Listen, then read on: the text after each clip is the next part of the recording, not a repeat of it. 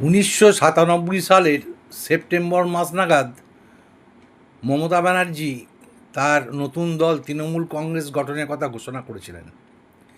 এই ব্যাপারে 1997 সালের 22শে নভেম্বর বর্তমান পত্রিকায় আমি একটি আর্টিকেল লিখি। আর্টিকেলটি ছিল তৃণমূল কংগ্রেস গঠন মমতা ব্যানার্জির রাজনৈতিক দক্ষতার পরিচয়। এই আর্টিকেলটি সেই সময় বেশ জনপ্রিয় হয়েছিল। আজ 2026 সাল মে মাস, এই মুহূর্তে তৃণমূল কংগ্রেস ক্ষমতাচ্যুত। এবার বলতে বাধ্য হচ্ছি, আগামী দিনে তৃণমূল কংগ্রেস আর অগ্রগতির মুখ দেখবে না। তার একটাই কারণ যে তৃণমূল কংগ্রেসের নিয়ন্ত্রণ দায়িত্ব সম্পূর্ণ অভিষেক ব্যানার্জির হাতে। অভিষেক ব্যানার্জি এখনও পর্যন্ত একটি রাজনৈতিক দল কাকে বলে সে সম্পর্কে তার সম্যক কোনো ধারণা তৈরি হয়নি।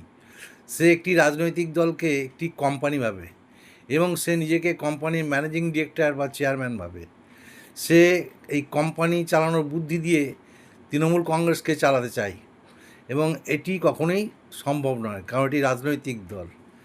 এর একটি সুনির্দিষ্ট নীতি, আদর্শ এবং বহু মানুষের ত্যাগ এবং তিতিক্ষার ওপর গঠিত হয়। এই বিষয় এখনও অভিষেক ব্যানার্জি রপ্ত করতে পারেনি। তাই তৃণমূল কংগ্রেসের আর কোনো অগ্রগতি নেই। নমস্কার।